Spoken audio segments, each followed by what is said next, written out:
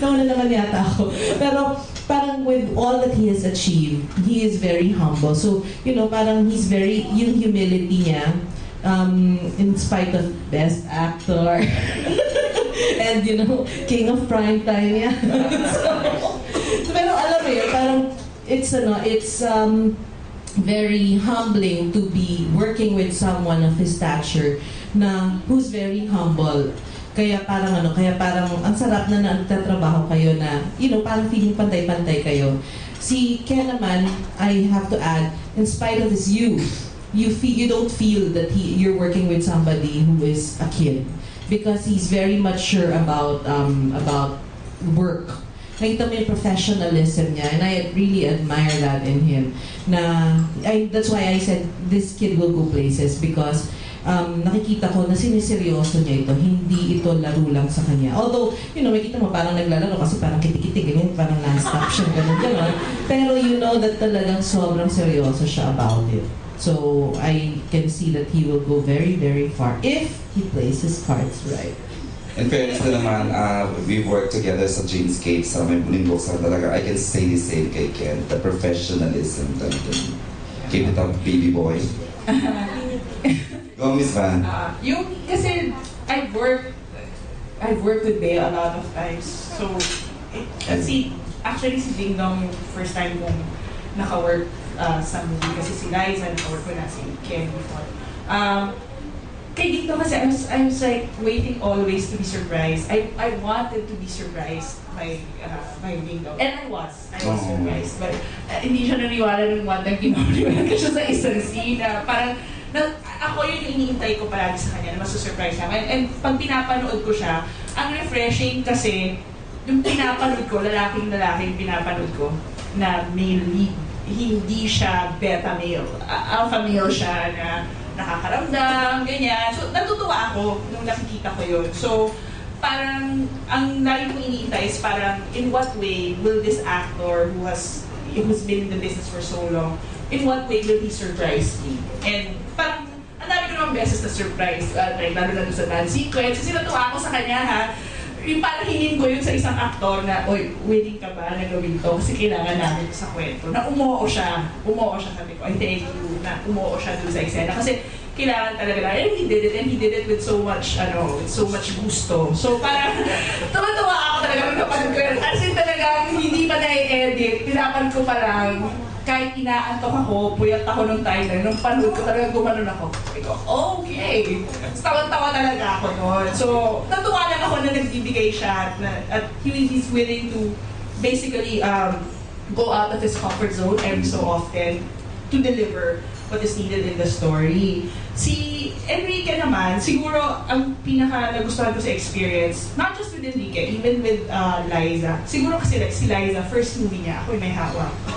First movie niya sa Star Cinema, ako din yung may hawak. So parang, pag tinitingnan ko yung evolution nilang dalawa, natutuwa ako, lalo na sa kanya. Kasi talaga pong, alam naman niya to, pinaglaban ko po talaga na makuha siya sa pelikula. Na sinabi ko, kailangan itong batang to dito. So, natutuwa ako na nagbigay siya, tapos yung sinasabi na ni Direk, professional, kahit inaantok, zombie. Pag sinabi ni Direk, magsayaw, nagsasayaw. Parang gano'n, parang siyang wind up to. Ganyan. Tapos yun, kahit hindi siya kumakain, kahit puyat siya, na nagbibigay siya. So nakakatuwa yun. Kaya pareho kami ni Direk na gusto kong makita saan pupunta itong batang to. Kasi parang, alam ko may laman eh. Actually po, sa way back home pa lang, kaya po siya kasi marunong siyang tumingin. Sabi ng bata to, marunong tumingin, marunong magpahiling. Pero, ano pa ang dadalhin niya? So, nung nakita ko na yung mga eksena nila, lalo na yung last scene nila ni Bea, sabi ko, ay, meron tong bata to talaga. May pupunta, hindi kami nagkamali na siya yung kinuha namin. So, ako yun ang pinakagusto kong part dun sa pelikula. Na gusto kong makita hanggang saan ang kaya niyang ibigay at saan pa siya pupunta. Okay, thanks, Miss Van.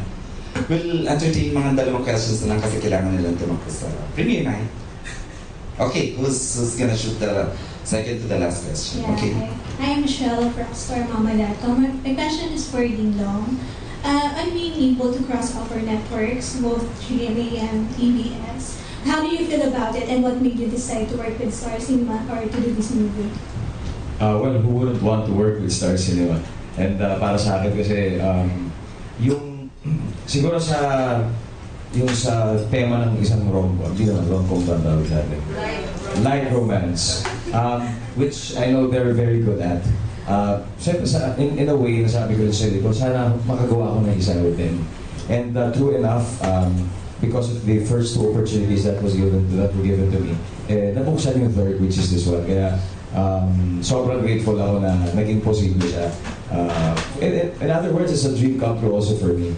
And with regards to yung sa technicality, okay naman ang paalam ko. At nung time na yun, hindi pa naman ako nagsasign nun eh. Kaya I was free to decide. And in fact, I was able to sign a 2-picture for the Star. So, may isa pa. Nice, that's good. That's nice to hear. Okay, so, ano yun?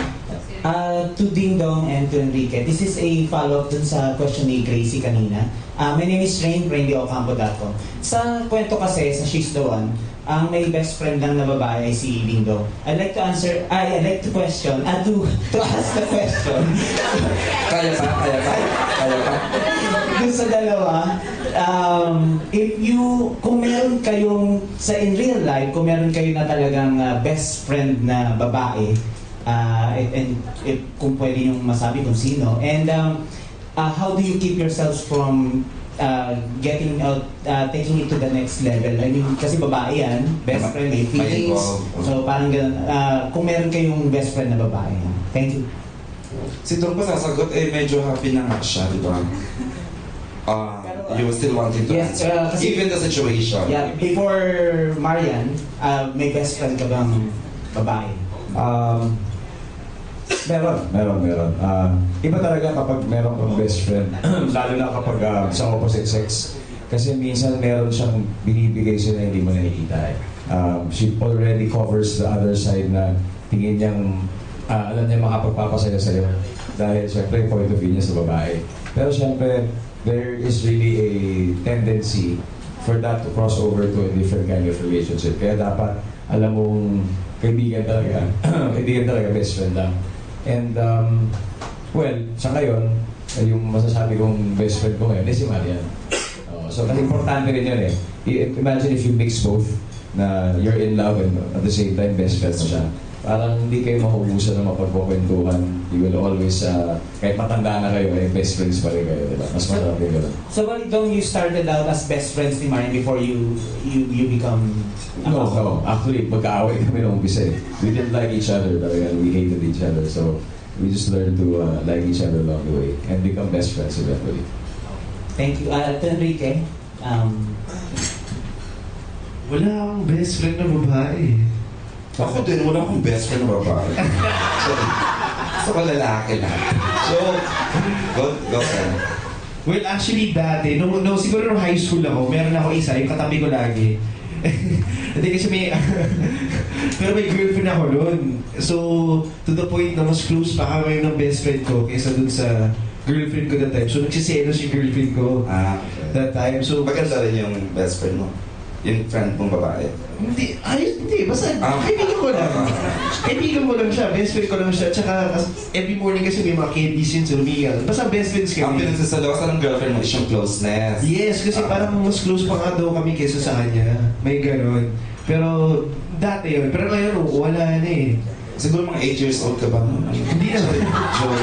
Hindi naman high school na ako. High school. Pero yun ang experience ko dati. Siguro na kasi pag friends, ewan ko, mas marami kayong secrets na kukwento sa isa't isa sa may karelasyon mo. So, gano'n din gusto ko pag may girlfriend ako, best friends muna. So, pag naging best friends na parang friends forever. Yes, may gano'n! So, may gano'n. Yung gusto. Yung gusto, di ba? Friends muna. Thank you, ha? Okay, last na daw yun kasi kapag ibigyan natin ng last na talaga, pa-share mo ng mic please. Live flow, how? Relate, Rumakit, Lagare.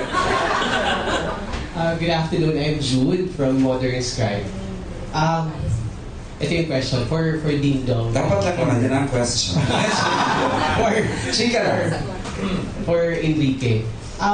There was this one line I've encountered, particularly from a friend of mine, na sabi niya, when boys get to grow up, hindi naman daw parang nag-grow lang din or nag-change lang din daw yung set of toys nila pertaining to like they're treating daw the girls, the female, as toys. So parang gano'n. So would you Treat.